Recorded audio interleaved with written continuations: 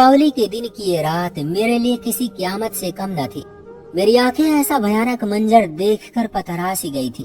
वो लड़की जिसे कुछ देर पहले मैं बहुत खुशी खुशी अपने साथ अपने घर लाया था, इस वक्त वो अपने निर्वस्त्र तन के साथ मेरे बिस्तर पर बेजान सी लेटी हुई थी और उसके शरीर की हालत देखकर मेरे रोंगटे खड़े हो गए थे।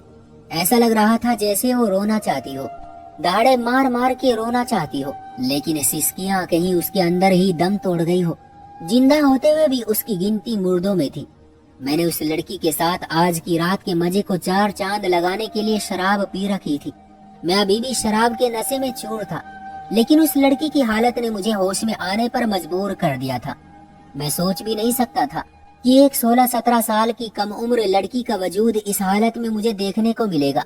न जाने किस दरिंदे ने उसके साथ ऐसा सलूक किया था कि उसका सारा जिस्म। मेरा नाम सतीश है और मैं एक सरकारी ऑफिस में नौकरी करता था। ना ही पैसे की कोई कमी थी और ना ही कोई दूसरा मसला, लेकिन मेरी पत्नी मैना यही मेरे लिए सबसे बड़ा मसला बन गई थी। हमेशा की तरह दीपावली वाले दिन भी झगड़कर अपने मायके जा बैठी थी। उसकी हमेशा से यही आदत थी कि जब भी हमारा किसी बात पर झगड़ा होता तो अपना सामान उठाती और अपने बाप के घर चली जाती। मैं उसे लाख रोकता, समझाता, मनाने की कोशिश करता, लेकिन उसका मिजाज ही ठंडा ना होता। इसलिए जब दीपावली के दिन भी वो झगड़ा करके घर से निकलने लगी तो मैंने भी उसे रोकने की कोशिश न की। मैं भी रोज रोज के उसके झगड़े से तंग आ चुका था और अब कुछ वक्त का सुकून चाहता था। मैना को लगा था कि शायद दीपावली का दिन है, मैं उसे रोकने की कोशिश करूंगा, लेकिन जब उसने देखा कि मैं उसे नहीं रोक रहा हूँ तो और ज्यादा गुस्से में घर का दरवाजा पीटकर घर से बाहर निकल गई और मैं मुस्कुरा दिया, क्योंकि इस दफा मैं उसके बगैर परेशान होने वाला नहीं था, बल्कि मैंने सोच लिया था कि मैं उसकी गैर मौजूदगी को एंजॉय करूंगा। हर बार वो सुकून से अपने बाप के घर जाकर बैठ जाया करती थी और मैं सारा वक्त या तो उसकी खुशामद करते करते गुजार देता या फिर उसके मायके के चक्कर काटता रहता, लेकिन वो टस से मस ना होती। इसलिए मैंने सोच लिया था कि इस बार मैं उसे उसके हाल पर छोड़ दूंगा और खुद किसी और तरह से अपनी ख्वाहिश को पूरा कर लूंगा।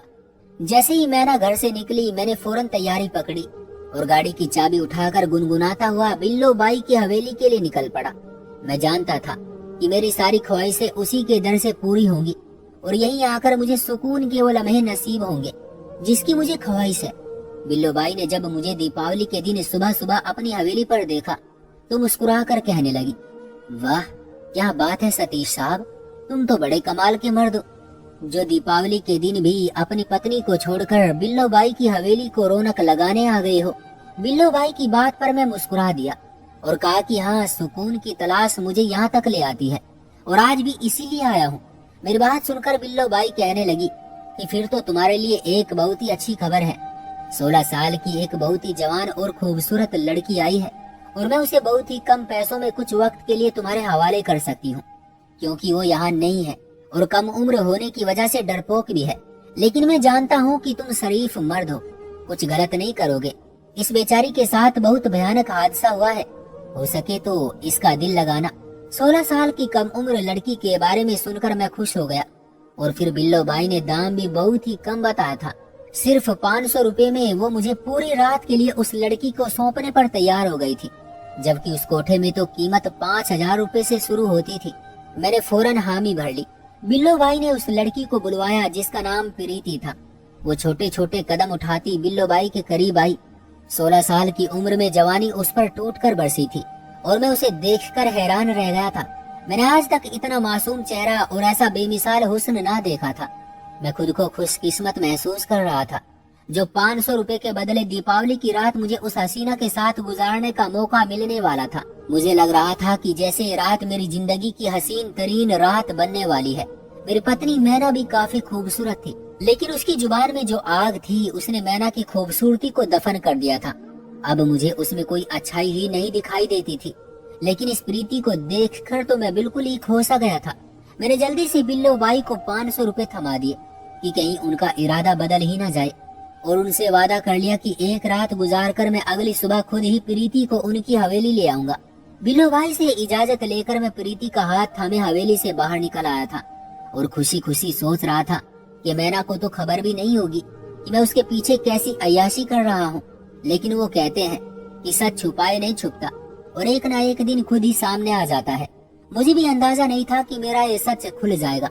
प्रीति को लेकर मैं सीधा अपने घर में पहुंचा था। मेरा दिल तेजी से धड़क रहा था। ये पहली दफा था जब मैं किसी गैर औरत को तन्हाई में अपने घर की दहलीज तक लाया था। मेरी नियत में फितूर था, इसलिए मेरे माथे पर बार बार पसीना आ रहा था। आखिरकार मैं अपनी पत्नी से धोखा करने जा रहा था और उसकी जगह एक बाजारी औरत को देने वाला था। मैं प्रीति को सीधे अपने बेडरूम में ले आया और उसे बेड पर बैठा दिया। वो बहुत ही खूबसूरत थी और मैं उसका हाथ पकड़कर उसकी खूबसूरती की तारीफ कर रहा था।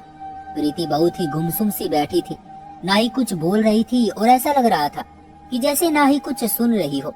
मुझे लगा शायद वो कम उम्र है, इसलिए शर्मा रही है और झिझक रही है।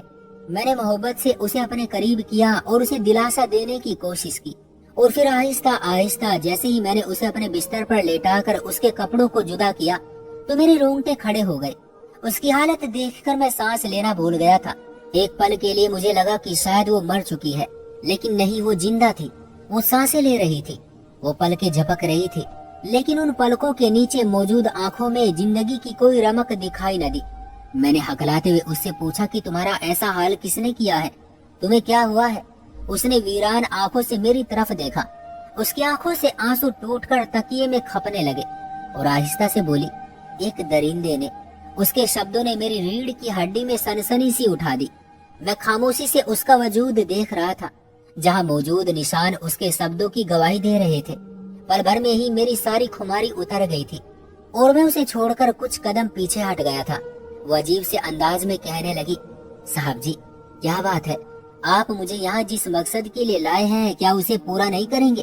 उसकी बात सुनकर मैंने शर्मिंदगी से बिस्तर पर पड़ी चादर उसके तन पर डाली और कहा, नहीं, मैं सिर्फ ये जानना चाहूंगा कि वो कौन सा दरिंदा था जिसने तुम्हारे साथ ऐसा सलूक किया है। कुछ देर की खामोशी के बाद उसने मुझे जो कहानी सुनाई वो सुनकर मेरी आत्मा लरज गई कि किस तरह वो एक दरिंदे तक पहुंची थी और उस दरिंदे ने उसके साथ क्या किया था। प्रीति की तरफ देखकर मुझे बार बार अपनी पत्नी का ख्याल आ रहा था। उसके चेहरे पर बिल्कुल ऐसी ही मासूमियत थी जैसी प्रीति के चेहरे पर थी। मैंने अभी तो घर से अकेली ही निकली थी और मैंने उसको रोका भी नहीं था, बल्कि उसके जाने पर खुशी मनाई थी। पल भर में मेरे दिल में ये ख्याल आया कि अगर ऐसा ही कोई दरिंदा उसे टकरा गया तो, और ये सोचकर मुझे खौफ सा महसूस होने लगा कि पता नहीं वो अपने घर पहुंची थी या नहीं। मैंने अब तक उसका पता भी नहीं लिया। वो कहाँ थी मुझे पता नहीं था। मैंने प्रीति को कहा कि उठकर तैयार हो जाओ, मैं तुम्हें वापस छोड़ आता हूँ। मेरी बात सुनकर वो खड़ी हो गई और कहने लगी, साहब जी, पैसे पूरे देना, वरना बिल्लो भाई मुझे बहुत मारेगी। मैंने उसकी उम्मीद से ज्यादा पैसे उसे पकड़ाए और उसे छोड़ने के लिए निकल पड़ा, क्योंकि उसे छोड़कर मुझे मैना की तलाश में जाना था। मैं मैना से कितनी मोहब्बत करता था और इस बात का एहसास मुझे प्रीति से मिलने के बाद हुआ था। मेरी और मैना की पसंद की शादी हुई थी, लेकिन कभी कभी शादी से पहले जो इंसान हमें बहुत खूबसूरत और दिलकश लगता है, शादी के बाद उसी की खामियां और गलतियां हमसे बर्दाश्त नहीं होती। ऐसा ही कुछ मेरे और मैना के साथ भी हुआ था। मैना को हर छोटी से छोटी बात पर झगड़ा करने की आदत थी और उसकी इसी आदत ने हमारे घर के माहौल को बुरी तरह खराब कर रखा था। वो किसी मामूली सी बात पर भी राय का पहाड़ बनाती और इतना झगड़ा करती कि मैं उससे बोर हो जाता। शादी के पहले ही महीने से हम दोनों के बीच एक अजीब सी जंग की शुरुआत हो गई थी, जिसकी शुरुआत हमेशा मैना की तरफ से होती थी और खत्म मेरी तरफ से। मैं मर्द था और चाहता था कि जब थका हारा ऑफिस से घर लौटूं तो मुझे घर का सुकून और पत्नी का सुख नसीब हो। लेकिन मैना से शादी के बाद ना ही घर का सुकून मेरे नसीब में आया था और ना ही पत्नी का सुख। मेरे घर में कदम रखने की देर होती और वो किसी न किसी बात पर हंगामा खड़ा कर देती और उसकी इसी आदत ने मुझे गलत रास्तों का राही बना दिया था। मैं घर से भागने लगा था और मैना से कहीं ज्यादा वक्त अपने दोस्तों में गुजारने लगा था, क्योंकि मैं जानता था कि घर जाकर सिवाय लड़ाई झगड़े के और कुछ हासिल नहीं होने वाला है। मेरे दोस्त नरेश ने कुछ ही दिनों में जान लिया कि मैं अपनी पसंदीदा मैना से किस कदर बोर हो चुका हूँ। पहले तो वो बहुत हैरान हुआ कि जिस लड़की को पाने के लिए मैंने सारी दुनिया से टक्कर ली थी, मैं कैसे शादी के दूसरे ही महीने उस लड़की से इतना बोर हो सकता हूँ। लेकिन जब मैंने उसे बताया कि मैना का व्यवहार कैसा होता है तो वो हंसा और कहने लगा, पहले इश्क ने आंखों पर पट्टी बांधी थी क्या, जो हकीकत अब दिखाई दी है। नरेश की बात पर मैं शर्मिंदा हो गया, क्योंकि वाकई मैं और मैना शादी से पहले 2 साल तक एक दूसरे की मोहब्बत में गिरफ्तार रहे थे और उन 2 सालों में मैंने कभी मैना का ये रूप ना देखा था और ना ही हमारा कोई झगड़ा हुआ था। लेकिन पता नहीं क्यों शादी के बाद मैना एकदम ही बदल गई थी। नरेश कहने लगा कि चल सतीश, तू फिक्र न कर, मैं तुझे ऐसी जगह ले चलता हूँ जहाँ तुझे सुकून ही सुकून नसीब होगा। कोई तुझसे झगड़ा करने वाला ना होगा, बस तेरी सारी ख्वाहिशें पूरी हो जाएंगी। नरेश की बात पर मैंने हंसकर कहा कि क्या तू मुझे स्वर्ग में लेकर जाने वाला है, क्योंकि जीते जी तो अब मुझे सुकून नहीं मिलने वाला है। मेरी बात सुनकर नरेश जोर जोर से हंसते हुए कहने लगा कि मैं तुझे स्वर्ग में नहीं लेकर जा रहा, बल्कि बिल्लो बाई की हवेली लेकर जा रहा हूँ। वहाँ जाकर तू अपने सारे गम भूल जाएगा। मेरे लिए ये नाम बिल्कुल नया था। उससे पहले कभी नरेश ने कभी किसी बिल्लो बाई का जिक्र नहीं किया था और न ही उसकी कोई ऐसी रिश्तेदारी थी। मैंने हैरत से पूछा, ये बिल्लो बाई कौन है? तो उसने फौरन ही अपने होठों पर उंगली रखकर मुझे खामोश रहने का इशारा किया। मैं समझ गया था कि वो ये बात अपनी पत्नी से छुपाकर कर रहा है। मुझे फौरन ही हंसी आ गई। हम दोनों एक ही कश्ती के राही थे। वो मेरा हाथ पकड़कर मुझे अपने घर से बाहर ले आया और कहने लगा, ऐसी बातें जोर से नहीं करते, दीवारों के भी कान होते हैं। चल तू मेरे साथ, देखना, वहाँ जाकर मैना के दिए सारे दुख भूल जाएगा। मैंने उसे रोकना चाहा, लेकिन नरेश के आगे मेरी कहाँ चलती थी। तकरीबन आधे घंटे के बाद मैं और नरेश एक बड़ी सी हवेली के अंदर दाखिल हो रहे थे, जिसकी शान और शौकत देखकर मैं हैरान रह गया था। मैंने उससे आहिस्ता से पूछा कि अब तू बता, ये बिल्लो बाई है कौन? नरेश कहने लगा कि अंदर जाकर खुद ही देख लेना। और जैसे ही मैं उस हवेली के अंदर दाखिल हुआ तो मेरी जान निकल गई। अंदर का तो मंजर ही कुछ और था। एक तरफ तबले की थाप थी तो दूसरी तरफ घुंघरू की झनकार। जवान और हसीन लड़कियां मदहोश थी और उनमें से कुछ इर्द गिर्द बैठे मर्दों से पैसे वसूल कर रही थी। मैंने मजबूती से नरेश का हाथ पकड़ा और कहा कि यहाँ से वापस चल। मैं एक शरीफ घराने का मर्द हूँ और आज तक ऐसी जगह पर नहीं आया हूँ। मेरी बात सुनकर नरेश हंसते हुए कहने लगा कि यहाँ सब शरीफ घरानों के मर्द ही आते हैं, क्योंकि हमारी पत्नियां हमें सुकून नहीं दे सकती है। छोटी छोटी बात पर झगड़ा करती हैं और हमें अपने आप से खुद दूर करती हैं। तेरी भाभी का भी यही हाल है। उसी के रवैये ने मुझे मजबूर किया कि मैं बिल्लो बाई की हवेली के रास्ते पर चल पड़ा। नरेश ने जबरदस्ती मुझे थोड़ी सी शराब पिलाई। मैंने जिंदगी में पहली दफा शराब पी थी। थोड़ी सी शराब ने मुझे पूरी तरह मदहोश कर दिया था और उसके बाद मैं सही और गलत भूलकर नरेश के साथ उन जवान और हसीन लड़कियों के मुजरे का मजा लूटने लगा। पहली दफा मुझे पता चला था कि सुकून और सुरूर क्या होता है। उस दिन के बाद से मैंने मैना से झगड़ना भी छोड़ दिया और जब मेरा दिल चाहता मैं उठकर बिल्लो बाई की हवेली पहुंच जाता। यहाँ आकर मैं मैना और उसकी मोहब्बत को भूलकर सुकून से कुछ वक्त गुजारता। जैसे जैसे दिन गुजर रहे थे मैं अपनी पत्नी से दूर होता जा रहा था। मैना इस बात को महसूस कर रही थी कि मैं उसे नजरअंदाज कर रहा हूँ। अब तो हमारे झगड़ों में भी पहले जैसी बात नहीं रही थी, क्योंकि मैं घर पर बहुत ही कम वक्त गुजारने लगा था। मैना को मुझसे नई शिकायत हो गई थी कि मैं उसे वक्त नहीं देता और न जाने कहाँ कहाँ वक्त गुजार कर घर लौटता हूँ। दीपावली से एक रात पहले भी मैं रात भर नरेश के साथ बिल्लो बाई की हवेली पर था और जब सुबह के करीब घर पहुंचा तो मैना का रवैया पूरी तरह बिगड़ चुका था। उसने मुझसे झगड़ा शुरू कर दिया। उसे मेरे साथ बाजार जाना था, लेकिन मैं मुंह फेर कर सो गया और जब मैं सोकर उठा तो उसका मिजाज पूरी तरह खराब हो चुका था और उसने नए सिरे से झगड़ना शुरू किया। तो मुझसे भी रहा न गया और बात हद से आगे बढ़ गई, तो वो भी अपना सामान उठाकर निकल गई। मैंने भी उसे रोकने की बजाय उसे जाने दिया, क्योंकि मैं दीपावली के ये कीमती दिन सुकून से गुजारना चाहता था। उसके जाते ही मैं बिल्लो बाई के पास पहुंच गया। बिल्लो बाई ने मुझे लड़की देने में जरा भी हिचकिचाहट नहीं की, क्योंकि मैं एक लंबे वक्त से उनकी हवेली के चक्कर लगा रहा था और वो जानती थी कि मैं उसकी हवेली की हसीनाओं के दीदार के बगैर नहीं रह सकता। जवान लड़कियों को देखे बगैर मेरा गुजारा मुमकिन नहीं रहा था। मैना और उसकी मोहब्बत को भूल बैठा था। बिल्लो बाई ने जब मेरे सामने प्रीति को पेश किया और सिर्फ 500 रुपए के बदले उसे पूरी रात के लिए देने की बात की, तो मैं खुशी खुशी उसे अपने साथ अपने घर ले आया। मैंने सोचा था कि मैं उसके साथ फुल एंजॉय करते हुए उसके साथ खूबसूरत लम्हे गुजारूंगा और मैना की कमी को महसूस करने की बजाय अपनी जिंदगी की खूबसूरती को महसूस करूंगा। लेकिन जब कुछ देर बाद प्रीति को मैंने बिस्तर पर लेटाया और अपने जज्बात को सुकून पहुंचाने की कोशिश की, तो उसके जख्म भरे वजूद को देखकर मेरे होश उड़ गए। मैं सोच भी नहीं सकता था कि एक 16 साल की लड़की के साथ कुछ इस कदर दरिंदगी भी की जा सकती है। थोड़ी देर पहले ही मैंने शराब का एक गिलास पिया था, लेकिन अब मेरे ऊपर से उसका नशा उतर चुका था और मेरे पूछने पर प्रीति ने मुझे बताया कि उसका यह हाल किसी गैर ने नहीं बल्कि उसके बाप ने किया है। वो एक गरीब घराने से संबंध रखती थी। उसका बाप एक शराबी था और उसकी माँ से हरगिज भी मोहब्बत नहीं करता था। शुरू से ही उनके घर के हालात बहुत ज्यादा खराब थे। माँ और बाबा का झगड़ा ज्यादा बढ़ा तो उसकी माँ घर छोड़कर चली गई, लेकिन वो प्रीति को ये सोचकर अपने साथ नहीं लेकर गई कि प्रीति की खातिर उसका पति उसे लेने के लिए आ जाएगा। प्रीति की माँ अपने पति से बहुत मोहब्बत करती थी और उसे ये मान था कि उसका पति किसी भी हालत में उसे नहीं छोड़ेगा, लेकिन प्रीति के बाप ने उसकी माँ की गैर मौजूदगी का फायदा उठाकर अपने शराब के खर्चे पूरे करने के लिए प्रीति को 1 लाख रुपयों में एक 40 साल के आदमी के हाथ बेच दिया। प्रीति मासूम और भोली भाली लड़की थी, वो समझ ही न सकी कि उसके साथ क्या हो रहा है, और वो आदमी प्रीति को अपने साथ लेकर दूसरे शहर चला आया और यहाँ आकर सबसे पहले उसने प्रीति को अपनी हवस का निशाना बनाने के बाद जिस्म फरोशी के अड्डे पर बेच दिया, जहाँ उसका पहला ही ग्राहक एक दरिंदा साबित हुआ था।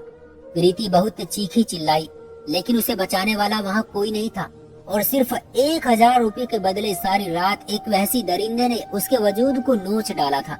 प्रीति के जिस्म का कोई हिस्सा ऐसा नहीं था जहाँ जख्मों का निशान मौजूद न होता। यहाँ तक कि जख्म इस कदर गहरे थे कि उन्हें देखकर उसकी चीखों का एहसास होना मुश्किल था। प्रीति कहने लगी कि उस दरिंदे का शिकार होने के बाद उसे सुकून हो गया, क्योंकि फिर दोबारा उसका जिस्म खरीदने का कोई भी ख्वाहिशमंद न रहा और वो जिस्म फरोशी के अड्डे से बिल्लो बाई की हवेली तक पहुंचा दी गई ताकि मुजरे की महफिलों में काम आ सके। लेकिन जख्म इतने गहरे थे कि थोड़ी देर के मुजरे के बाद प्रीति थक कर बेहोश हो जाया करती थी। बिल्लो बाई प्रीति के तन से तंग आ चुकी थी, लेकिन वो उससे हुए फायदे को बर्बाद भी नहीं करना चाहती थी, इसलिए उसकी कीमत सिर्फ 500 रुपए तय कर दी गई थी। बिल्लो बाई जानती थी कि मैं एक शरीफ आदमी हूँ जो नरेश की वजह से उनके कोठे का राही बना हूँ, और इसलिए उन्होंने जानबूझकर मेरे सामने प्रीति को पेश किया। मैं उसकी खूबसूरत सी शक्ल देखकर उस पर मर मिटा और 500 रुपए सुनकर तो फौरन ही उसे अपने घर ले आया।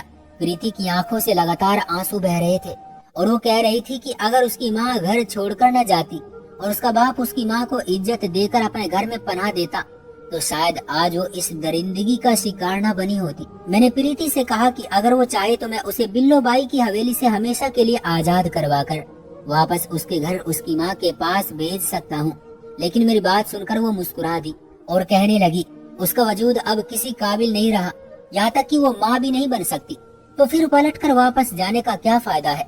उसकी माँ तो बहुत पहले ही उसे उसके बाप के रहमो करम पर छोड़ गई, तो अब कैसे अपनाएगी। वो वापस बिल्लो बाई की हवेली जाना चाहती थी। मैं खुद उसे बिल्लो बाई की हवेली छोड़ाया, क्योंकि उसे बहुत अच्छी तरह मालूम था कि कोई भी मर्द अब उसके तन को अपनी हवस का निशाना नहीं बना सकता। उसे छोड़कर मैं सीधा मैना के घर पहुंचा था, जहाँ वो रो रो कर अपना मुंह सुझा चुकी थी। मुझे देखते ही उसने मुंह फेर लिया और कहने लगी, अब भी क्यों आए हो, अपने घर में सुकून से रहें। मैंने मोहब्बत से मैना को अपने सीने से लगाया और कहा कि आज के बाद मेरा सारा वक्त तुम्हारा है। मैं जान गया था कि एक औरत सिर्फ अपने घर की 4 दीवारी में ही सुरक्षित होती है, वरना बाहर की दुनिया तो ऐसे दरिंदों से भरी पड़ी है जो मासूम सी औरत के वजूद को नोच लेते हैं। मेरा और मैना का रिश्ता बहुत ही खूबसूरत था, लेकिन मेरे उसे वक्त ना देने और उसके जल्दी गुस्से में आ जाने की वजह से उस रिश्ते की खूबसूरती खत्म हो गई थी। मैंने मैना से वादा किया था कि अब मैं उसे अपना सारा वक्त दूंगा, और उससे भी वादा लिया था कि वो भी छोटी छोटी बातों पर गुस्सा नहीं होगी, बल्कि मेरी गलतियों और खामियों को नजरअंदाज कर देगी। जिंदगी की असल खूबसूरती इसी में है कि जिनसे मोहब्बत की जाए, उनकी गलतियों को सुधारा जाए और उनकी खामियों को अपना लिया जाए। आज हमारी शादी को 1 साल पूरा हो चुका है और मैं मैना के साथ एक अच्छी जिंदगी गुजार रहा हूँ। तो दोस्तों, ये थी हमारी आज की कहानी। आपका क्या कहना है इस कहानी के बारे में, कमेंट करके हमें ज़रूर बताएं। वीडियो को लाइक कर दीजिए और चैनल को सब्सक्राइब करके घंटी को दबाकर ऑल पर सेट कर लीजिए, ताकि आने वाले वीडियो आपको तुरंत मिले। मुझे दीजिए अगली वीडियो तक इजाज़त, तब तक के लिए धन्यवाद।